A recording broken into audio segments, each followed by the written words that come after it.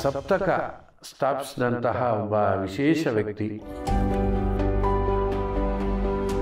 ಅವರ ಎಷ್ಟೋ ದಿನದ ಆಸೆ ಆ ಸಪ್ತಕವನ್ನು ಶುರು ಮಾಡ್ತಾರೆ. ಆಗಿನಿಂದ ನಾನು ಕನಸು ಕಾಣ್ತಾ ಇದ್ದೆ, ನಾನೊಂದು ತಬಲಾ ಏನೋ ಆಗಬೇಕು ಅಂತೇಳಿ. ನಾವೆಲ್ಲ ಸುಖವಾದ ಬಡತನದಲ್ಲಿ ಕಳೆದವರು. ನೀವು ನಂಬುತ್ತೀರಲ್ಲೋ, ಎರಡು ಫೋಟೋ ತೆಗೆಸಿದ್ದೆ ನಾನು. ಇವತ್ತಿಗೂ ಆ ಫೋಟೋ ಹತ್ರ ಬಂದಿದೆ. ಸ್ವಲ್ಪ ನನ್ನ ಜೀವನದಲ್ಲಿ ಭಾಳ ಕಡಿಮೆ ಆಗಿದೆ ಅಂತ ನನ್ನ ಸಮಾಧಾನ ಇದೆ. ದಿವಸದಲ್ಲಿ 18 ತಾಸು ನಾನು ಈ ಸಪ್ತಕದ ಇದರಲ್ಲಿ ಮುಳುಗಿರ್ತೀನಿ.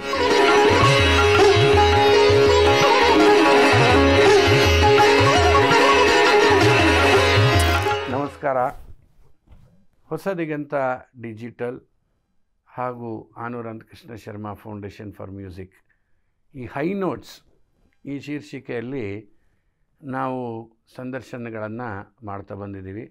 ನಿಮಗೆ ಗೊತ್ತೇ ಇದೆ, ಶಾಸ್ತ್ರೀಯ ಸಂಗೀತದ ಅಂದರೆ ಕರ್ನಾಟಕ ಶಾಸ್ತ್ರೀಯ, ಹಿಂದೂಸ್ತಾನಿ ಶಾಸ್ತ್ರೀಯ ಎರಡೂ ಮೇರು ವಿದ್ವಾಂಸರ ಸಂದರ್ಶನಗಳನ್ನು ಮಾಡ್ಕೊಂಡು ಬರ್ತಾಯಿದ್ದೀವಿ. ಆ ಮಾಲಿಕೆಯಲ್ಲಿ ಇವತ್ತು ಒಬ್ಬ ವಿಶೇಷ ವ್ಯಕ್ತಿ. ಅವರು ಸಂಗೀತ ವಿದ್ವಾಂಸರು ಹೌದು, ಒಬ್ಬ ಧೀಮಂತ ಆಯೋಜಕರು. ಎಷ್ಟೋ ದಿನ ನೀವು ಕೇಳಿರ್ತೀರಿ ಸಪ್ತಕ ಅಂತ, ನೋಡಿರ್ತೀರಿ ಪೇಪರ್ನಲ್ಲಿ ಅಥವಾ ಇನ್ವಿಟೇಷನಲ್ಲಿ. ಆ ಸಪ್ತಕ ಸ್ಥಾಪಿಸಿದಂತಹ ಒಬ್ಬ ವಿಶೇಷ ವ್ಯಕ್ತಿ ಶ್ರೀಯುತರಾದಂತಹ GS ಹೆಗ್ಡೆ ಅವರ ಸಂದರ್ಶನವನ್ನು ಇವತ್ತು ಮಾಡ್ತಾಯಿದ್ದೀವಿ. ಏನಂತ ವಿಶೇಷ ಅಂತ ನೀವು ಕೇಳ್ಬೋದು.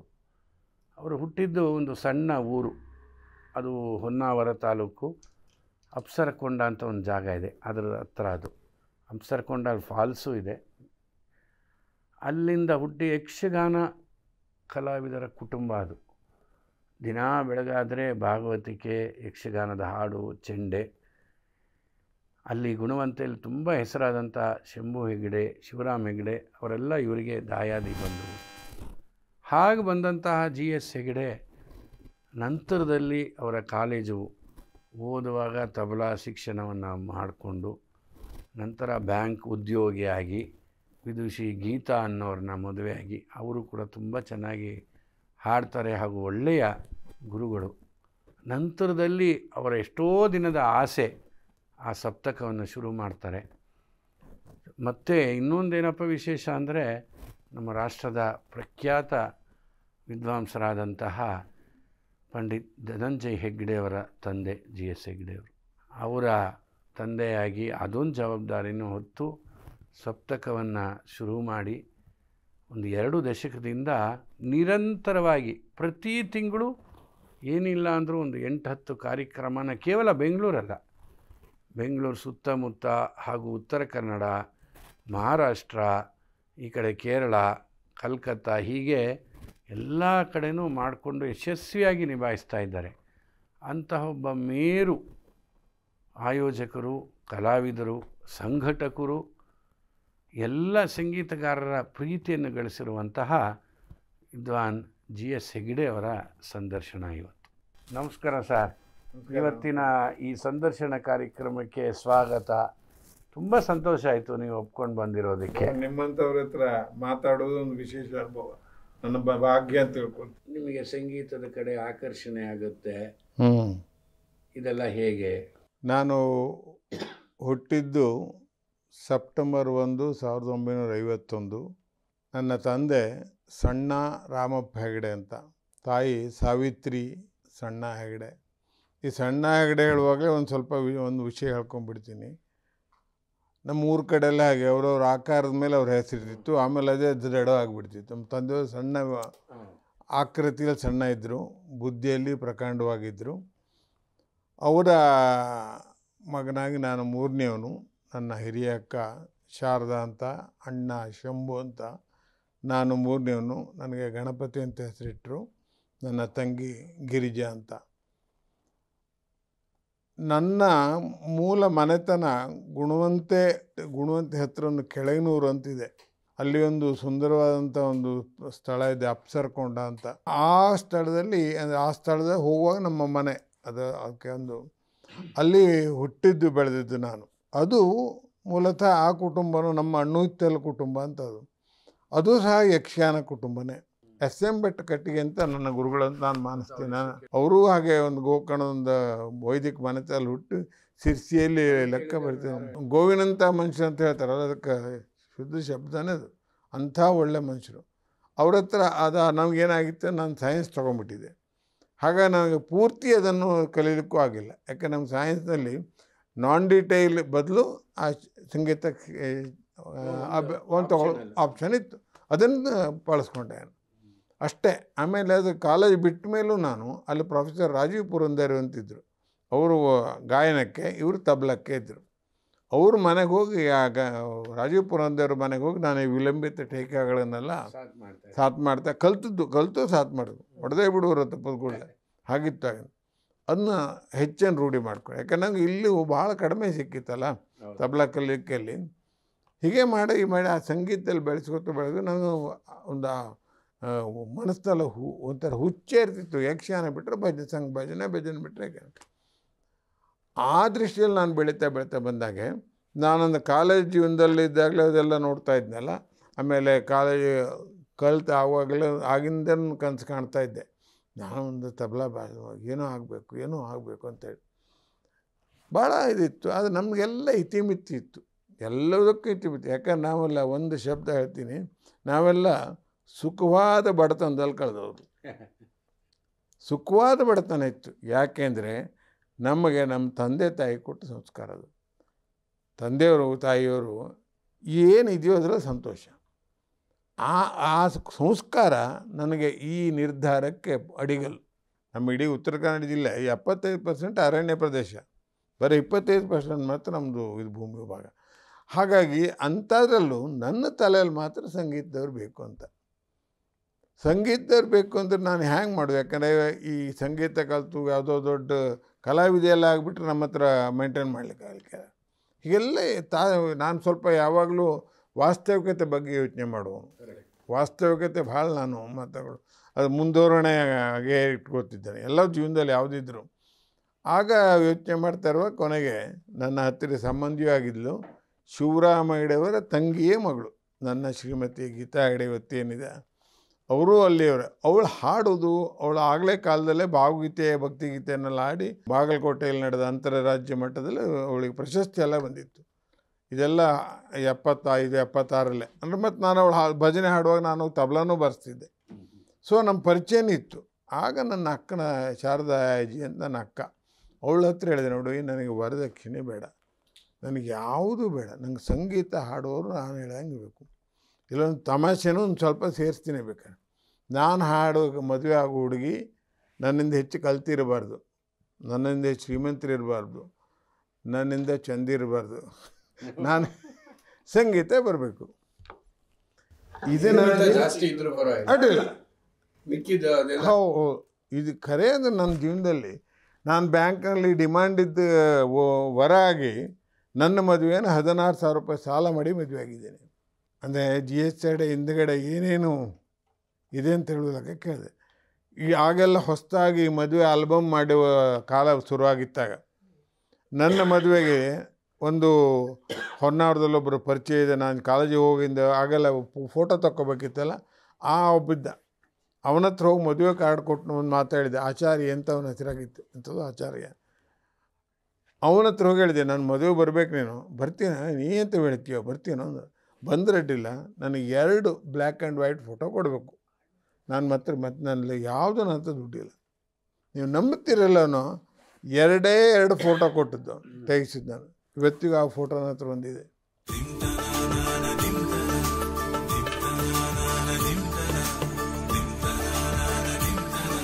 ಈ ಸಪ್ತಕ ಅಂತೇಳಿ ಸಂಸ್ಥೆ 4/5/2006 ಆ ದಿವಸ ಇದು ಒಂದು ನಮ್ಮ ಫ್ಯಾಮಿಲಿ ಟ್ರಸ್ಟ್ ಅಂತ, ಚಾರಿಟೇಬಲ್ ಟ್ರಸ್ಟ್ ಅಂತ ಹೇಳಿ ಮಾಡಿಕೊಂಡು, ಯಾಕೆ ನಾನು ಆಗಲೇ ನಿರ್ಧಾರ ಮಾಡಿದ್ದೆ, ನಾನು ಒಂದು ಸಂಸ್ಥೆ ಕಟ್ಕೊಂಡು ಮತ್ತೆ 4 ಜನ ಇಟ್ಕೊಂಡು ಆಮೇಲೆ ಅದರಲ್ಲಿ ಏಗ್ಲಿಕ್ಕೆ ನನಗೆ ಆಗಲಿಕ್ಕಿಲ್ಲ. ಯಾಕೆ ನಾನು ಸ್ವಲ್ಪ ವಿಷಯದಲ್ಲಿ ನಾನು ಎಲ್ಲೂ ಇದಾಗೋದಿಲ್ಲ. ಅದು ಸರಿಯೇ ಇರಲಿ, ತಪ್ಪು ನನ್ನ ಜೀವನದಲ್ಲಿ ಭಾಳ ಕಡಿಮೆ ಆಗಿದೆ ಅಂತ ನನ್ನ ಸಮಾಧಾನ ಇದೆ. ಯಾಕೆಂದರೆ ಆ ನಿರ್ಧಾರ ಮಾಡ್ಕೊಂಡಿದ್ದೇ ಒಳ್ಳೆಯದಾಯಿತು. ಈಗ ಇವತ್ತು ಸಪ್ತಕ ಏನು ಮಾಡಿಕೊಳ್ಳಿದ್ದು ಅದರ ಸಂಪೂರ್ಣ ಆಗು ಹೋಗುಗಳ ಜವಾಬ್ದಾರಿ ನಾನೊಬ್ಬನ ಮೇಲೆ ಬರುತ್ತೆ. ಬರಲಿ, ತೊಂದರೆ ಇಲ್ಲ. ಅದು ನನ್ನ ನಡೆಯುವ ಹಾದಿ ನೆಚ್ಚ ನೇರಳ ಇದು ನೇರ ಮಟ್ಟದ ಟ್ರಸ್ಟಿ. ಹೌದೌದು. ಬೆಸ್ಟ್. ಎಷ್ಟು ವರ್ಷ ಯಾರಿಗೂ ಕಾಯ್ಬೇಕು, ಯಾರಿಗೂ ಕಾಯ್ಬೇಕು. ಟ್ರಸ್ಟ್ ಅಂದರೆ ನಾನು ಆಗೇನಾಯ್ತು ಬ್ಯಾಂಕ್ನಲ್ಲಿದ್ದೆ, ಅದನ್ನು ನಾನು ಶ್ರೀಮತಿಯವ್ರ ಟ್ರಸ್ಟ್ ಮಾಡಿದೆ, ನಾನು ಅದರ ಆಥರೈಸ್ ಮಾಡಿದೆ. ಅದನ್ನು ಈಗ ಒಂದು 6 ತಿಂಗಳ ಹಿಂದೆ ನನ್ನ ಮಗನನ್ನು, ಯಾಕೆಂದರೆ ಮುಂದೊಂದು ಹೇಳ್ತೀನಿ, ಅವನನ್ನು ತೊಗೊಂಡು ಈಗ 3 ಜನ ಅದನ್ನು ನಡ್ಸ್ಕೊಂಡು ಹೋಗ್ಬೇಕು. ಹೌದೌದು. ಅಲ್ಲ, ಅದಕ್ಕೆ ಆ ಸ್ಟೆಪ್ ಬಂದಾಗ ಹೇಳೋಣ ಅಂತೇಳಿ. ಹಾಗಾಗಿ ಮಾಡಿಕೊಂಡು ಗಟ್ಟಿ ನಿರ್ಧಾರ ಮಾಡಿ, ಎಷ್ಟೇ ಕಷ್ಟ ಬರಲಿ, ಎಷ್ಟೇ ಈ ಸಪ್ತಕ ಮಾಡಿ ನಾನು ಇವತ್ತು ನಿಲ್ಲಿಸುವ ಮೊದಲು ನಾನು ಕಷ್ಟಪಟ್ಟದ್ದು ಅಂದರೆ 50 ರೂಪಾಯಿ ಕೊಟ್ಟರು ಯಾರು ಕೊಡ್ತಾರೆ ಅಂದರು. ಒಂದು ಸ್ಕೂಟ್ರ್ ತೊಗೊಂಡು ಹೋಗಿ 50 ರೂಪಾಯಿ ತಂದು ರಿಸೀಟ್ ಕೊಟ್ಟು 500 ರೂಪಾಯಿ ಕೊಟ್ಟವ್ರಿಗೂ ಇದೆ, 5,000 ರೂಪಾಯಿ ಕೊಟ್ಟವ್ರಿಗೂ ಇದೆ, ಒಂದೇ ರೀತಿ ಇಟ್ಕೊಂಡು ಹೆಗ್ಡೆಯವ್ರು ಒಳ್ಳೆ ಕೆಲಸ ಮಾಡ್ತಾರಪ್ಪ ಅಂಥೇಳಿ ಒಂದು ಹೆಸರು ಇಟ್ಕೊಂಡು ಬಂದೆ. ಅದೇ ಆ ಒಂದು ಶಬ್ದನೇ ಇವತ್ತು ನನಗೆ ಒಂದು ಮೂಲ ಬೀಜ ಮಂತ್ರ. ಅಲ್ಲಿ ಎಲ್ಲೂ ನಾನು ಈ ಆರ್ಥಿಕವಾದ ವ್ಯವಹಾರದಲ್ಲಿ ನಾನು ಭಾಳ ಚೊಕ್ಕ ಇಟ್ಕೊಂಡ್ಬಿಟ್ಟೆ. ಬೇರೆಯವರು ಅವ್ರನ್ನ ಕರೆಸಬೇಕಿತ್ತು, ಇವ್ರನ್ನ ಕರೆಸಬೇಕಿತ್ತು, ಅವ್ರು ಮಾಡಿಲ್ಲ, ಇವ್ರದ್ದು ಮಾಡಿಲ್ಲ, ಈ ಆಪಾದನೆಗೆಲ್ಲ ತಲೆನೇ ಕೊಡಲಿಲ್ಲ, ಕಿವಿನೇ ಕೊಡಲಿಲ್ಲ. ನಾನು ಮಾಡ್ತಾಯಿರೋದು ಸಂಗೀತ ಸಂಗೀತ ಸಂಗೀತ. ಆಮೇಲೆ ಈ ಸಪ್ತಕ ಮೂಲಕ ಈಗ ಬರೀ ಕಾರ್ಯಕ್ರಮ ಮಾಡುಗಳ ಇಷ್ಟದಿಂದ ಏನೂ ಸಮಸ್ಯೆ ಬಗೆಹರಿಯೋದಿಲ್ಲ ಅಂತ ನನಗೆ ಮೊದಲೇ ಗೊತ್ತಿತ್ತು. ಅದಕ್ಕೆ ಸಪ್ತಕ ಅಂತ ಇಟ್ಕೊಂಡದ್ದು ನಾನು. ಸಪ್ತಕ 7 ಗುಂಪು, ನಿಮ್ಗೆ ಗೊತ್ತಿದೆ ಯಾವುದೋ 7 ಗುಂಪು ಅಂದರೆ ಸಪ್ತಕ. ಅದು ಸಪ್ತ ಸ್ವರ ಆಗಿರ್ಬೋದು, ಸಪ್ತಶ್ರೀಗಳಾಗಿರ್ಬೋದು, ಸಪ್ತಧಾಮ ಆಗಿರ್ಬೋದು, ಸಪ್ತ ಸ್ವರ ಇದು ಸಹ್ಯಾದ್ರಿ ಇದಿರ್ಬೋದು, ಎಲ್ಲವೂ ಸಪ್ತ ಇರುತ್ತೆ. ಇಲ್ಲಿ ನಾವು ಸಪ್ತಕ ಅಂತ ಹೇಳೋದ್ರಿಂದ ಆ ಸಪ್ತಕದ 7 ಸ್ವರಗಳ ಗುಚ್ಛ ಅಂತ ಇಟ್ಕೊಂಡಿದ್ದೀನಿ. ಅದಕ್ಕೆ 7 ಉದ್ದೇಶನೂ ಇಟ್ಕೊಂಡೆ ಕರೆಕ್ಟಾಗಿ, ಅದಕ್ಕೆ ಪೂರಕವಾಗಿ. ಅಂದರೆ ಸ್ವರಗಳ ಮೇಲಲ್ಲ, ಈ ಸಪ್ತಕ ಸಂಸ್ಥೆಯ ಉದ್ದೇಶಗಳೇನಪ್ಪ ಅಂತ ಕೇಳಿದಾಗ ಆಬ್ಜೆಕ್ಟಿವ್ಸ್ ಟ್ರಸ್ಟ್ ಮಾಡೋ ಕೊಡಬೇಕಲ್ಲ, ಅದ್ರಲ್ಲಿ ಅದನ್ನೇ ಇಟ್ಕೊಂಡಿದ್ದೆ. ಮೊದಲನೇದಾಗಿ ಸಪ್ತಕ ಸಭಾಂಗಣ ನಿರ್ಮಾಣ ಆಗಬೇಕು ಅಂತ. ಯಾಕೆಂದರೆ ಈ ಒಂದು ಸಣ್ಣ ಕಾರ್ಯಕ್ರಮ ಮಾಡೋದಿದ್ರೂ ನಾವು ಮೊದಲೇ ನಮ್ಮ ಸಮಸ್ಯೆ ಬರೋದು ಸಭಾಂಗಣದ್ದು. ನಾನು ನನ್ನ ಸ್ವಂತ ಮನೆಯಾದಂಥ ಸುಶ್ರಾವ್ಯದ 2ನೇ ಮಹಡಿಯಲ್ಲಿ 2006ರಲ್ಲಿ ಈ ಯಾವಾಗ ತೊರೆಯವರ ಸಂಗೀತ ಸಭೆ ಬಿಟ್ಟು ಆಗುವಾಗಲೇ ನಾನು ಅದನ್ನೊಂದು ಆ ಒಂದು ಸಭಾಂಗಣ ಅಂಥೇಳಿ ಮೇಲಿನ ಇದರಲ್ಲಿ ಒಂದು 150-200 ಜನ ಕೂತ್ಕೊಳ್ಳುವಂಥ ಒಂದು ಸರ್ವ ರೀತಿಯಿಂದಲೂ ಅನುಕೂಲವಾಗಂಥ ವ್ಯವಸ್ಥೆ ಮಾಡಿಕೊಂಡು ಸಭಾಂಗಣ ಕಟ್ಕೊಂಡು, ಅದೇ ಸಭಾಂಗಣದಲ್ಲೇ 4ನೇ ತಾರೀಕು ಮೇ 2006ರಲ್ಲಿ ಬೆಳಿಗ್ಗೆ ಧನಂಜಯ ಹಾಡಿ ಒಂದು ಪೂಜೆ ಮಾಡಿದ. ಸಂಜೆ ಅದನ್ನು ಕ್ಯಾನರಾ ಯೂನಿಯನ್ನಲ್ಲಿ ಶ್ರೀ ಪಂಡಿತ್ ದಿನಕರ ಕಾಯ್ಕಿಣಿಯರು ಉದ್ಘಾಟಿಸಿ ಮಾಡಿದ್ರು. ಪರಮೇಶ್ವರ ಸಂಗೀತ ಇತ್ತು. ಹೀಗೆ ಸಪ್ತಕ ಉದ್ಘಾಟನೆ ಆಯಿತು. ಅಂದರೆ ಒಂದು ಸಪ್ತಕ ಸಭಾಂಗಣ ಆಯಿತು. 2ನೇದು ಸಂಗೀತ ಬೋಧನೆ, ಅದು ನಮ್ಮ ಶ್ರೀಮತಿಯವರಿಂದ ನಡೀತಾ ಇತ್ತು. ಅಲ್ಲಿ ಬೋಧನಾ ಇದು ಮಾಡುವಾಗಲೂ ನಮ್ಮ ಶ್ರೀಮತಿಯವರು ಒಂದು ಕೆಲವು ಇದಿಟ್ಕೊಂಡಿದ್ರು. ಬಡವರು ಇದಿರಲಿ ಅಂತ ಹೇಳಿದ್ರೆ ದುಡ್ಡೇ ತೊಗೊಂಡೆ ಕಲಿಸಿದ್ದಾರೆ, ತುಂಬ ಮಂದಿ ಕಲಿಸಿದ್ದಾರೆ. ನಾವು ಅದನ್ನು ನೋಡಲೇ ಇಲ್ಲ ಆಗಿನಿಂದನೂ. ಅವರಿಗೆ ಸಂಗೀತ ಬೇಕು, ಭಾಳ ಒತ್ತಾಯ ಏನೂ ನಮ್ಮ ಹತ್ರ ಆಗೋಲ್ಲಮ್ಮ ಅಂದರೆ ನೀವು ಏನೂ ಕೊಡಿ, ಏನೂ ಮಾಡಿ ಅಂತೇಳಿ ಅಂತ ಎಷ್ಟೋ ಮಂದಿ ಶಿಷ್ಯರು ಅವ್ರ ಹತ್ರ ಅವಳಿಗೆ ಕಲಿಸಿದ್ದಾರೆ. ಯಾರು ಕೊಟ್ಟಿದ್ದಾರೋ ಅವ್ರ ಹತ್ರ ತೊಗೊಂಡಿದ್ದಾರೆ. ನಡುವೆ ಅವಳ ಸಂಗೀತದ ಪಾಠದ ರೀತಿ ನೀತಿ ಭಾಳ ಮೆಚ್ಚಿಯಾಗಿ ಹಲವಾರು ಶಿಷ್ಯರು ತಯಾರಾದರು. ಅವರಿಗೆ ನಮ್ಮ ಥೈಲ್ಯಾಂಡ್ನಲ್ಲಿ ಅವರನ್ನು ಕರೆದ್ರು. ಒಂದು ಕೆಲವು ತಿಂಗಳ ಬಂದು ಹೇಳೋಗಿ 2 ವರ್ಷ ಅಲ್ಲಿಗೆ ಹೋಗಿ ಪಾಠ ಮಾಡಿ ಬಂದರು. ಇದೆಲ್ಲ ಬೆಳವಣಿಗೆ ಆ ಸಂಗೀತಕ್ಕೆ ಇದು ಒಂದು ಪೂರಕವಾಯಿತು ನನಗೆ. ಮತ್ತು ಆ ಸಂಗೀತ ಪಾಠ ಮಾಡುವ ಕೆಲವರಿಗೆ ನಮ್ಮ ಥೈಲ್ಯಾಂಡಲ್ಲಿ ಹೋದಾಗ ಅಲ್ಲಿ ಇವರು ಒಂದು ಟ್ರಸ್ಟ್ನವರು ನಿಮ್ಮ ವಿದ್ಯಾರ್ಥಿಗಳಿಗೆ ಶಿಷ್ಯವೇತನ ಕೊಡ್ತೀವಿ ಅಂಥೇಳಿ ಅವರು ಮುಂದೆ ಬಂದರು. ನಮಗದೆಲ್ಲ ದೊಡ್ಡ ವರ ಅದು. ಆಗ ನಾನೇನು ಮಾಡಿದೆ, ನಮ್ಮ ಶಿಷ್ಯರಿಗೆ ಭಾಳ ಒಂದು 2 ಮಂದಿ ಮಾತ್ರ ನಾನು ಅವ್ರಿಗೆ ಹೇಳಿದೆ, ನೀವು ಇಷ್ಟು ಕೊಡ್ತೀರಿ ಅಂತಾದರೆ ನಾನು ಬೆಂಗಳೂರಿನಲ್ಲಿ ಬಳಸೋಲ್ಲ, ಇದನ್ನು ಹಳ್ಳಹಳ್ಳೀಲಿ ಎಲ್ಲಿದ್ದಾರೆ ನೋಡಿ ಬಳಸ್ತೀನಿ ಅಂತೇಳಿ. ಹಳ್ಳಹಳ್ಳಿಗೆ ಹೋಗಿ ಎಲ್ಲಿ ಆ ಶಿಷ್ಯರನ್ನು ಆಯ್ಕೆ ಮಾಡಿ ಅವರಿಗೆ ಏನು ಗುರುಗಳಿಗೆ ಫೀ ಕೊಡ್ತಾರೋ ಅದರಲ್ಲಿ ಒಳ್ಳೆ ವಿದ್ಯಾರ್ಥಿಗಳು ಗುರುಗಳೇ ಆರಿಸ್ಬೇಕು, ಅವರೇ ಹೇಳಬೇಕು. ಆ ಶಿಷ್ಯರು ಏನು ಫೀ ಕೊಡ್ತಾ ಇದ್ದಾರೋ ಅದು 2 ಪಟ್ಟು ಫೀ ನಾನು ಕೊಡ್ತೀನಿ. ಸ್ಕಾಲರ್ಶಿಪ್ಪು ಗುರುಗಳ ಅಕೌಂಟಿಗೆ ಹೋಗುತ್ತೆ, ಶಿಷ್ಯರಿಗೆಲ್ಲ. ಆ ಶಿಷ್ಯನ ತಯಾರು ಮಾಡಬೇಕು. ಇದು ನಮ್ಮ ಇಟ್ಕೊಂಡು ಅದರ ಮಾಡಿದೆ. ಅದು ತುಂಬ ಚೆನ್ನಾಗಿ ವರ್ಕೌಟ್ ಆಯಿತು. ಎಷ್ಟೋ ಮಂದಿ ಅದನ್ನು ಲಾಭ ಪಡ್ಕೊಂಡ್ರು, ಎಷ್ಟೋ ಮಂದಿ. ಇವತ್ತು ಹಲವಾರು ಜನ ಅದು ಮಾಡ್ಯಾರ. ಅದು 2ನೇದು. 3ನೇದು ಅವರಿಗೆ ಈ ಸಂಗೀತ ಕಲಿಯುವಂಥ ವಿದ್ಯಾರ್ಥಿಗಳಿಗೆ ಒಂದು ಜ್ಞಾನ ಹೆಚ್ಚಾಗಬೇಕಾದ್ರೆ ಬರೀ ಗುರುಗಳು ಹೇಳಿ ಆಗೋದಿಲ್ಲ. ಅದಕ್ಕೆ ಪ್ರಾತ್ಯಕ್ಷಿಕೆಗಳನ್ನು ಮಾಡ್ತಾ ಹೋದೆ ಕೆಲವು ಕಡೆ ಎಲ್ಲ. ಅದು ಒಳ್ಳೆಯ ಉತ್ತಮವಾದ ಸಂಗೀತದ ತಜ್ಞರನ್ನು ಕರೆಸಿ ಅದಾಯಿತು. ಅದೆಲ್ಲ ನಮ್ಮ ಸಪ್ತಾಹ ಸಭಾಂಗಣನೇ ಇತ್ತಲ್ಲ, ನಂಗೆ ತೊಂದರೆನೇ ಆಗ್ತಿರಲಿಲ್ಲ. ಅದು ಮಾಡಿದ್ವಿ. 4 ಆಯ್ತು. 5ನೇದು ಈ ರೀತಿಯಾದಂಥ ಕಾರ್ಯಕ್ರಮಗಳು ಮಾಡುವಂಥದ್ದು ಈ ಹಳ್ಳಿಯಲ್ಲಿ ಏನಾಗ್ತಿತ್ತು, ಪಾಪ ಅವರಿಗೆ ಏನೋ ವಾರ್ಷಿಕೋತ್ಸವ ಮಾಡ್ತೀನಿ ಅಂತೆಲ್ಲ ಹೇಳಿದಾಗ ಅವ್ರಿಗೊಂದು ಉತ್ತಮವಾದ ಕಲಾವಿದನ ಕರೆಸಲಿಕ್ಕೆ ಅವ್ರ ಹತ್ರ ಆಗ್ತಿರಲಿಲ್ಲ. ಆಗ ಅಂಥವ್ರನ್ನ ಕೇಳಿಕೊಂಡು, ನೋಡಿರಪ್ಪ ನಾನು ಉತ್ತಮ ಕಲಾವಿದ, ನಾನು ಕಲಿಸ್ತೀನಿ, ನಿಮ್ಮ ಸಂಗೀತ ಉತ್ಸವ ಚೆನ್ನಾಗಾಗಲಿ ಅಂತೇಳಿ ಒಳ್ಳೊಳ್ಳೆ ಸಂಗೀತಗಾರನ್ನ ಕಳಿಸಿ ಆ ಕಾರ್ಯಕ್ರಮಕ್ಕೆ ಅವರಿಗೊಂದು ಹೊಸ ಉತ್ಸಾಹ ಬಂತು. ಹೆಗಡೆಯವರೊಬ್ಬರು ಕಳಿಸ್ತಾರೆ, ಚೆನ್ನಾಗಿ ಹಾಡ್ತಾರೆ, ಎಲ್ಲ ಕೇಳ್ತಾರೆ, ಜನ ಆಗ್ತಾರೆ, ನಮ್ಮ ಶಿಷ್ಯರು ಆಗ್ತಾರೆ ಅಂತೇಳಿ. ಇದು ಆಯಿತು. 6ನೇದು ಆಮೇಲೆ ಅದರಲ್ಲಿ ನಾನು ಈ ಸಪ್ತಾಹ ಕಾರ್ಯಕ್ರಮ ಮಾಡ್ಕೊಳ್ಳುವಾಗಲೆಲ್ಲ ಒಂದು ನಿರ್ಧಾರ ಮಾಡಿದ್ದೆ. ಒಂದು ಯುವ ಕಲಾವಿದರು, ಒಂದು ಪ್ರಖ್ಯಾತ ಕಲಾವಿದರು, ಇವ್ರನ್ನ ಕರೆದು ಹಾಡ್ತು. ಆ ಸ್ಟೇಜ್ನಲ್ಲಿ 2 ಒಂದು ವಾದನ, ಒಂದು ಇದು ಯಾವುದೇ ಇರಲಿ, ಅದನ್ನು ಮಾಡಿ ನಾನು ಮಾಡ್ತಾ ಹೋದೆ. ಅವರಿಗೆ ಅದು ತುಂಬ ಪರಿಣಾಮಕಾರಿ. ಯಾಕಂದರೆ ಆ ಹಿರಿಯವ್ರನ್ನ ಕೇಳಲಿಕ್ಕೆ ಬಂದಂಥ ಶ್ರೋತೃಗಳು ಈ ಕಿರಿಯವ್ರನ್ನೂ ಕೇಳ್ತಾರಲ್ಲ, ಆಗ ಇವನಿಗೆಲ್ಲೋ ಕರಿತಿದ್ರು.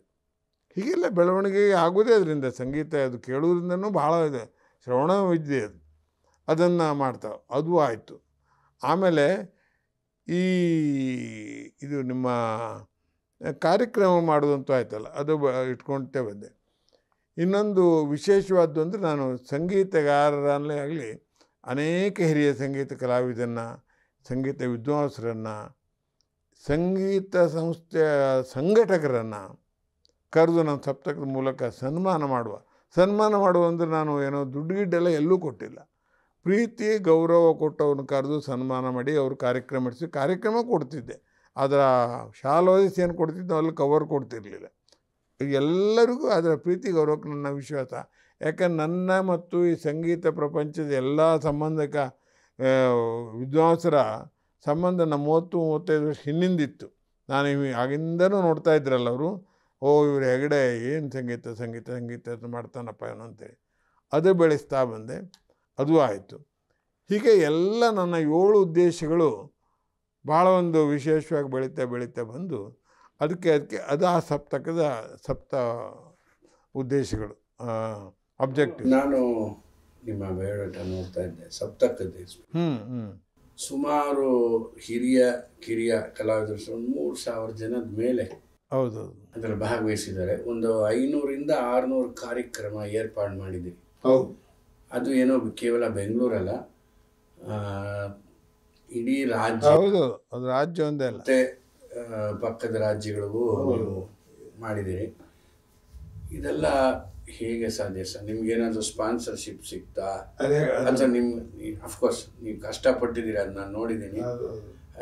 ಸರ್ಕಾರದಲ್ಲಿ ತುಂಬಾ ಕಷ್ಟ. ಅವರು 4 ಕೇಳಿದ್ರೆ ಒಂದೇ ಕೊಡೋದು, 1 ಕೇಳಿದ್ರೆ ಚೂರೇ ಕೊಡೋದು. ಹೇಗೆ ಸಾಧ್ಯ ಆಯಿತು? ಬಹುಶಃ ನಿಮ್ಮ ಬ್ಯಾಂಕಿನ ಹಿನ್ನೆಲೆ ಅದಕ್ಕೆಲ್ಲ ಸ್ವಲ್ಪ ಇಲ್ಲ. ಬ್ಯಾಂಕಿನ ಹಿನ್ನೆಲೆ ಖಂಡಿತ ಹೆಚ್ಚಾಗಲಿಲ್ಲ ನನಗೆ. ಸಾಮಾನ್ಯ ಕರ್ನಾಟಕ ಬ್ಯಾಂಕ್ ಇಲ್ಲ. ಅದು ಕರ್ನಾಟಕ ಬ್ಯಾಂಕ್ ಯಾವುದೇ ಇದ್ರೂ ಆ ಬ್ಯಾಂಕಿಂದ ನನಗೆ ಕೊಟ್ಟಿಲ್ಲ ಅಂತ ಹೇಳುವಂಥ ಸುಳ್ಳು ಹೇಳ್ತಾನೆ ಇಲ್ಲ. ವಾರ್ಷಿಕವಾಗಿ ನನ್ನ ವಾರ್ಷಿಕೋತ್ಸವಕ್ಕೆ ಒಂದು ಕೊಡ್ತಿದ್ರು ಬಿಟ್ಟರೆ, ಅದು ಆ ವಾರ್ಷಿಕೋತ್ಸವಕ್ಕೆ ಏನು ಬೇಕೋ ಅದಕ್ಕೆ ನನಗೆ ಹಲವಾರು ರೀತಿಯಿಂದ ಬೇರೆ ಬೇರೆ ಜನ ಕೊಡ್ತಿದ್ರು. ಈ ನನ್ನ ನಿರಂತರ ಚಟುವಟಿಕೆ ನನಗೆ ವಿಶೇಷವಾಗಿ ಸಹಾಯ ಆದ್ದು, ನಾನು ಅಲ್ಲಿಂದ ಇಲ್ಲಿವರೆಗೂ ಇಟ್ಕೊಂಡು ಬಂದಂಥ ಪ್ರೀತಿ ವಿಶ್ವಾಸ. ಅನೇಕ ಸ್ನೇಹಿತರು ಅವರೆಲ್ಲ ಫ್ಯಾಕ್ಟ್ರಿ ಇರೋರು ಆಗಿರ್ಬೋದು, ಯಾರೋ ಅವರವ್ರದ್ದಾದ ಕರ್ತವ್ಯ, ಅವರು ಸಂಪೂರ್ಣ ನನ್ನ ಕೈ ಹಿಡಿದ್ರು. ಎಲ್ಲೂ ಹೋದರೂ ಒಂದು 5,000 ರೂಪಾಯಿ ಹೆಗ್ಡೆಯವ್ರು ಬಂದಾರಪ್ಪ ಅಂತ 5,000 ರೂಪಾಯಿ ಅಂತ ಮಿನಿಮಮ್ ಕೊಡ್ತಿದ್ರು. ಅದನ್ನು ಸದ್ಬಳಕೆ ಮಾಡೋ ವಿಷಯದಲ್ಲಿ ಅವರಿಗೆ 100ಕ್ಕೆ 100 ಇರ್ತಿತ್ತು. ಅದನ್ನೇ ನಾನು ಹಿಡ್ಕೊಂಬಂದೆ, ಮತ್ತೇನನ್ನೂ ಮಾಡಲಿಕ್ಕೆ ಹೋಗಿಲ್ಲ. ನನ್ನ ಸ್ನೇಹಿತರಾಗಲಿ, ನಮ್ಮ ಶಿಷ್ಯರ ತಂದೆ ಅವ್ರ ಎಲ್ಲ ಅವರೇ. ಆಮೇಲೆ ಗೌರ್ಮೆಂಟಿಂದ ಸಿಕ್ಕಿದೆಯಲ್ಲ ಅಂತ ಹೇಳಿದೆ, ಸಿಕ್ಕಿದೆ. ಸೆಂಟ್ರಲ್ ಗೌರ್ಮೆಂಟು ಒಂದು 2-3 ಸಲ ಕೊಟ್ಟಿದೆ. ಆದರೆ ನನ್ನ ಇವತ್ತು ನಾನು ಮಾಡ್ತಾ ಇರೋದು, ಈಗ ನಿನ್ನೆ ಶಿವಮೊಗ್ಗದಲ್ಲಿ ಮಾಡಿ ಬಂದೆ 622ನೇ ಕಾರ್ಯಕ್ರಮ. ನನ್ನ ಸಪ್ತಕದ 500ನೇ ಕಾರ್ಯಕ್ರಮವನ್ನು ಡೆಲ್ಲಿಯಲ್ಲಿ ಮಾಡಿದ್ದೆ. 600ನೇ ಕಾರ್ಯಕ್ರಮವನ್ನು ಸಿರ್ಸಿಯಲ್ಲಿ ಪಂಡಿತ್ ಉಲ್ಲಾಸ್ ಕಶಾಲ್ಕರ್ ಮತ್ತು ಪಂಡಿತ್ ತಳ್ವಾಳ್ಕರ್ ಸುರೇಶ್ ಇವ್ರನ್ನ ಕರೆದು ಮಾಡಿದ್ದೆ. ಅದು ಅಭೂತವಾಗಿ ನಡೀತೆ. ಏನು ಡೆಡ್ಲಿ ಕಾಂಬಿನೇಷನ್. ಹೌದು, ಅಂಥ ಕಾಂಬಿನೇಷನೇ ಇಲ್ಲ. ಇದಾಗಿತ್ತು. ಈಗ ಅದು ಆಗಿ ಒಂದು 2.5 ತಿಂಗಳಾಗಿಲ್ಲ. ಈಗ 22 ಕಾರ್ಯಕ್ರಮ ಆಯ್ತೇನು.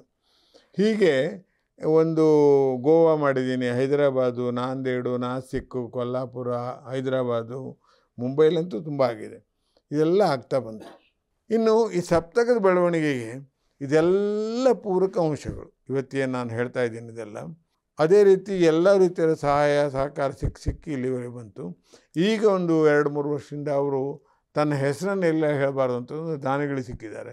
ಅವರಿಂದಾಗಿ ಇವತ್ತು ಸಪ್ತಕ ಒಂದು ತನ್ನ ಕಾರ್ಯಕ್ಷೇತ್ರವನ್ನು ಸಂಗೀತ ಮತ್ತು ಯಕ್ಷಗಾನ ಅಲ್ಲದೆ ನೃತ್ಯ, ನಾಟಕ, ಹರಿಕತೆ, ಬೇರೆ ಬೇರೆ ಸಾಹಿತ್ಯಿಕ ಸಂಬಂಧ ಎಲ್ಲದನ್ನು ಈಗ ಒಂದು 2-3 ವರ್ಷದಿಂದ ನಾನು ಎಲ್ಲರಿಗೂ ಹಂಚಿ ಅದನ್ನು ಬೆಳವಣಿಗೆ ಮಾಡ್ತಾಯಿದ್ದೀನಿ.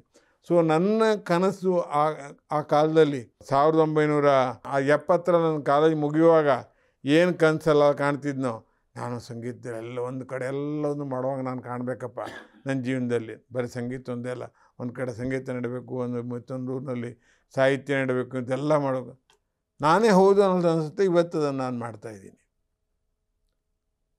ಇವತ್ತದನ್ನು ನಾನು ಆದರೆ ಖಂಡಿತ ಇದು ನಾನು ಒಂದು ಜೀವ ಹೇಳೋದು ಬಿಟ್ಟರೆ ಇದಕ್ಕೆ ಕಾರಣಿಗಳೆಲ್ಲ ದಾನಿಗಳು ಯಾರ್ಯಾರಿಗೆ ಕೊಟ್ಟಿದ್ದಾರೋ, 50 ರೂಪಾಯಿ ಕೊಟ್ಟವರಾಗಲಿ, 50,000 ಕೊಟ್ಟವರಾಗಲಿ, 5,000 ಕೊಟ್ಟವರಾಗಲಿ, ಈ ಕೊಡ್ತಿರುವಂಥ ಮಹಾದಾನಿಯಾಗಲಿ, ಇದು ನಾನೊಂದೇ ಅಲ್ಲ, ನನ್ನ ಈ ದಾನವನ್ನು ಅವ್ರು ಕೊಡುವಂಥ ವ್ಯಕ್ತಿಗಳನ್ನು ಇನ್ನೊಂದು 2 ಸಂಸ್ಥೆಗಳಿಗೆ ಕೊಟ್ಟು ನೀವು ಮಾಡ್ರಪ್ಪ ಅಂತೇಳಿ ನನ್ನ ಶ್ರೀರಾಮ್ ಕಲಾ ವೇದಿಕೆಗೆ ಮತ್ತು ಮಂಗಳೂರಲ್ಲಿರುವಂಥ ಚಿರಂತನ ಚಾರಿಟಬಲ್ ಟ್ರಸ್ಟಿಗೆ ಅವರಿಗೂ ಒದಗಿಸಿ.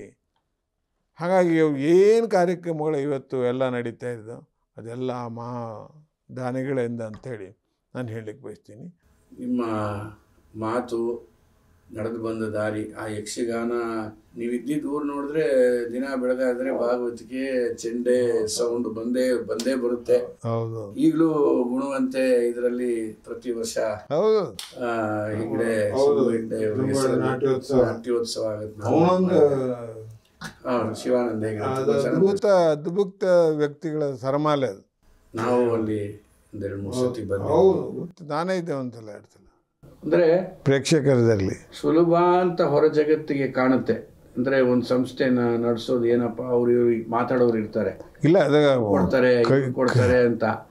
ಆದರೆ ಅದನ್ನು ಸರಿಯಾದ ಚಾನೆಲ್ನಲ್ಲಿ ಮಾಡಬೇಕು, ಅದನ್ನು ನಡೆಸಬೇಕು, ನಿಯಮಿತವಾಗಿ ನಡೆಸಬೇಕು. ಒಂದು ಟ್ರಸ್ಟ್ ಅಂದರೆ ಒಂದು ಜವಾಬ್ದಾರಿ ಇದೆ. ಪ್ರತಿ ವರ್ಷ ಅದು ಲೆಕ್ಕ ಕೂಡಿಸ್ಬೇಕು. ಅದೆಲ್ಲ ತುಂಬ ಕಷ್ಟ ಆಗಿದೆ. ಅದನ್ನೆಲ್ಲ ಮಾಡ್ಕೊತ ಬಂದರು.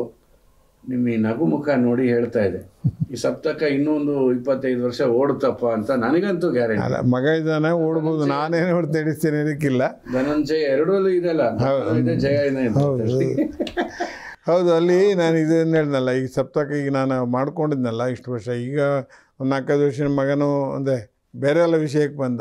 ಈಗ ಏನಾಗಿತ್ತು, ಈ ನಮ್ಮ ಒಂದು ಸಂಘ ಸಂಸ್ಥೆ ಅಂದ್ಕೊಳ್ಳಲ್ಲಿರುವ ಕೋಶಾಧ್ಯಕ್ಷರು, ಕಾರ್ಯದರ್ಶಿಗಳು ಇವರೆಲ್ಲ ಇರ್ತಾರೆ. ನನ್ನ ಸಂಸ್ಥೆಯಲ್ಲಿ ಯಾರೂ ಇಲ್ಲ. ನಾನೇ ಅಷ್ಟನ್ನು ಮಾಡ್ತಿದ್ದೆ. ಇದು ಹೊಗಳಿಕೆನೋ ಇದು ಅಲ್ಲ. ನಮ್ಮ ಮನೆಗೆ ಬಂದರೆ ಕಾಣುತ್ತೆ ನನಗೆ. ದಿವಸದಲ್ಲಿ 18 ತಾಸು ನಾನು ಈ ಸಪ್ತಕದ ಇದರಲ್ಲಿ ಮುಳುಗಿರ್ತೀನಿ.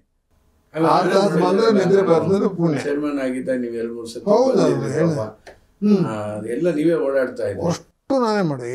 ಜವಾಬ್ದಾರಿ ನಾನು ಹೇಳಿದ್ನಲ್ಲ, ಅಲ್ಲಿ ಪ್ಲಸ್ ಇದೆ, ಮೈನಸ್ ಇದೆ. ಅಲ್ಲಿ ಪ್ಲಸ್ ಅಂದರೆ ನಮ್ಮ ಸಂಪೂರ್ಣ ಲೆಕ್ಕಗಳು ಪಾರದರ್ಶಕವಾಗಿದೆ. ಹೌದೌದು, ಅದರಿಂದ ತೊಂದರೆನೇ ಇಲ್ಲ. ಎಲ್ಲಿ ತೊಂದರೆ ಆಗುತ್ತೆ ಅಂದರೆ ಕಾರ್ಯಕ್ರಮಗಳು ಏರ್ಪಾಡ್ಸಾಗ ನನಗೆ ಯಾರೂ ಇರೋದಿಲ್ಲ. ಎಷ್ಟೋ ಸಲ ನಾನೇ ಹೂಚೆ ಕೊಡಬೇಕಾಗುತ್ತೆ, ನಾನೇ ಭಾಷಣ ಮಾಡಬೇಕಾಗುತ್ತೆ. ಅದೇನಾಗಿದೆ, ನಮ್ಮ ಒಂದು ಹಂತದವರೆಗೆ ನಮ್ಮ ಎಲ್ಲ ಇರುತ್ತೆ. ಈಗಿನ ಮಕ್ಕಳಿಗೆ ಈ ಸಂಗೀತ ಎಷ್ಟು ಪ್ರೀತಿಯೋ ಅಷ್ಟೇ ಬೇರೆ ವಿಷಯಗಳಲ್ಲೂ ಮಾಡಲೇಬೇಕಾಗಿದೆ ಅವ್ರ ಜೀವನ. ಹಾಗಾಗಿ ಅವರಿಗೆ ಮೊದಲನಾಗಿ ಡೆಡಿಕೇಟೆಡ್ ಅಂತ ಸ್ಟೂಡೆಂಟ್ ಯಾರೂ ಸಿಗೋದಿಲ್ಲ. ಈಗ ಅದು ಭಾಳ ಕಷ್ಟ ಆಗಿದೆ. ಅದೆಲ್ಲ ದೃಷ್ಟಿಯಿಂದ ಸಂಘಟನೆಯ ಸಂಪೂರ್ಣ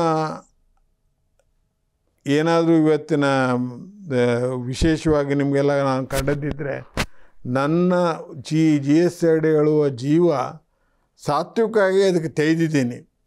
ಆದರೆ ಅದರ ಫಲ ನನ್ನದಲ್ಲ, ಅದರ ಫಲ ಹಲವರ ಅದರಲ್ಲೂ ಇತ್ತೀಚಿನ ದಾನಿಗಳಿಂದ ಅಂತ ನಾನು ಹೇಳಲಿಕ್ಕೆ ಬಯಸ್ತೀನಿ.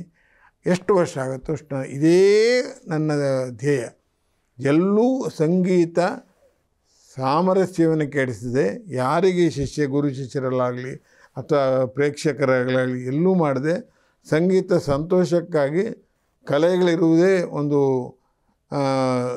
ಸಾತ್ವಿಕವಾದ ಸಂತೋಷಕ್ಕೆ ಅಂತ ಹೇಳ್ತಾ ನಾನು ಮತ್ತೇನನ್ನು ಬಯಸುವುದಿಲ್ಲ. ಅಷ್ಟೇ ಸಾಕು. ಅದು ಅವ್ರು ಹಾಡಿ ನೀವು ಕೇಳಿ ಸಂತೋಷಪಟ್ಟರೆ ನಾನು ಪರದೆಯಿಂದ ನಿಂತ್ಕೊಂಡು ನೋಡಿಕೊಂಡು ಆಯ್ತಪ್ಪ ನಾನು ಇವತ್ತಿನ ಕೆಲಸ ಮುಂದಿನ ಕಾರ್ಯಕ್ರಮ ಏನಂತ ನಾನು ನೋಡುವನು. ಇದೆಲ್ಲ ಸಂಘಟಕರದ್ದು, ನಂದೊಬ್ಬಂದೇ ಅಲ್ಲ. ಆದರೆ ನನ್ನ ಸಂಘಟನೆ ವಿಷಯ ಇದಿಷ್ಟು ನಾನು ಹೇಳಿದಂಥ ಒಂದು ಹಿನ್ನೆಲೆ. ಅದಕ್ಕೆ ನೀವು ತ್ಯಾಗ ಅಂತ ಕರೀರಿ ಅಂತ ನಾನು ಹೇಳಿದ್ರು ಭಾವನೆ ಅದೇ, ಮತ್ತೇನೂ ಇಲ್ಲ. ಕರೆಕ್ಟ್. ಅದು ಒಂದು ಸಂಸ್ಥೆ ನಡಿಬೇಕು ಅಂದರೆ ಯಾವುದೋ ಒಂದು ವ್ಯಕ್ತಿ ಅದ್ರ ಹಿಂದೆ ಹಾಗೆ ನಿಲ್ಲಬೇಕು. ಹೌದು, ಖಂಡಿತ. The pillar. ಹೌದು ಸರ್, ತುಂಬ ಸಂತೋಷವಾಯಿತು. ನಾವು ಕೇವಲ ಸಪ್ತಕದ ಹೆಗ್ಗಡೆಯನ್ನು ನೋಡಿದ್ವಿ, ಆದರೆ ಆ ಹೆಗ್ಗಡೆ ಆ ಹಿಂದಿನ ಬದುಕು ಜೀವನ, ನೀವು ಗೀತಾ ಅವ್ರನ್ನ ಆರಿಸಿದ್ದು ರೀತಿ, ಧನಂಜಯ್ ಬೆಳೆದಿದ್ದ ರೀತಿ, ಸಪ್ತಕ ನಡ್ಸ್ಕೊಂಬರೋ ರೀತಿ ಎಲ್ಲ ಭಾಳ ವಿವರವಾಗಿ ಹೇಳಿದ್ದೀರಿ. ನಮಗೆ ನಮ್ಮ ಹೊಸದಿಗಂತ ಡಿಜಿಟಲ್ ಹಾಗೂ ನಮ್ಮ ಆನೂರಾನಂದ ಕೃಷ್ಣ ಶರ್ಮಾ ಫೌಂಡೇಶನ್ ಎರಡಕ್ಕೂ ಸಮಯ ಕೊಟ್ಟು ಬಂದು ನಡೆಸ್ಕೊಟ್ಟಿದ್ದೀರಿ. ಭಾಳ ಸಂತೋಷ ಸರ್. ವಂದನೆಗಳು ಸರ್. ನಮಸ್ಕಾರ. ನಿಮ್ಮಂಥವರ ಪ್ರೀತಿ ವಿಶ್ವಾಸ ಯಾವಾಗಲೂ ಹೇಗೆ ಇರಲಿ, ಅದೇ ನಾನು ಬಯಸೋದು. ವೀಕ್ಷಕರೇ, ನೋಡಿದ್ರಲ್ಲ, ಭಾಳ ಸುಲಭವಾಗಿ ತಮ್ಮ ಕಷ್ಟದ ಒಂದು ಮಜಲನ್ನು ತೆರೆದಿಟ್ಟಿದ್ದಾರೆ ನಮ್ಮ GS ಹೆಗ್ಡೆ ಅವರು. ಸಪ್ತಕ ಅನ್ನೋದು ಒಂದು ದೊಡ್ಡ ಹೆಸರು, ಎಲ್ಲೆಲ್ಲೂ ಇದೆ. ಅದನ್ನು ಅವರು ಹೇಗೆ ನಡ್ಸ್ಕೊಂಬರ್ತಿದ್ದಾರೆ, ಅವರೊಬ್ಬರೇ ಇರ್ಬೋದು, ಆದರೆ ಆ ಶ್ರಮ ಇದೆಯಲ್ಲ, ತುಂಬ ಕಷ್ಟ. ನೋಡಿದಿರಿ. ಮತ್ತೊಮ್ಮೆ ನಿಮಗೂ ನಾ ಹೇಳೋದೇನೆಂದರೆ, ನಮ್ಮ ಹೊಸದಿಗಂತ ಡಿಜಿಟಲ್ ಚಾನೆಲ್ ಸಬ್ಸ್ಕ್ರೈಬ್ ಮಾಡ್ಕೊಳ್ಳಿ ಅಂತ ಹೇಳ್ತಾ, ಇದೇ ರೀತಿ ಮುಂದಿನ ಸರಣಿಗಳಲ್ಲಿ ಬೇರೆ ಬೇರೆಯವರ ಹಿರಿಯ ಸಂಗೀತ ವಿದ್ವಾಂಸರ, ಅದರಲ್ಲಿ ಶಾಸ್ತ್ರೀಯ ಸಂಗೀತ ಪ್ರಬುದ್ಧರ ಒಂದು ಸಂದರ್ಶನ ಮಾಡ್ತೀವಿ ಅಂತ ಹೇಳ್ತಾ ಈ ಸಂದರ್ಶನವನ್ನು ಮುಗಿಸ್ತಾ ಇದ್ದೀನಿ. ನಮಸ್ಕಾರ.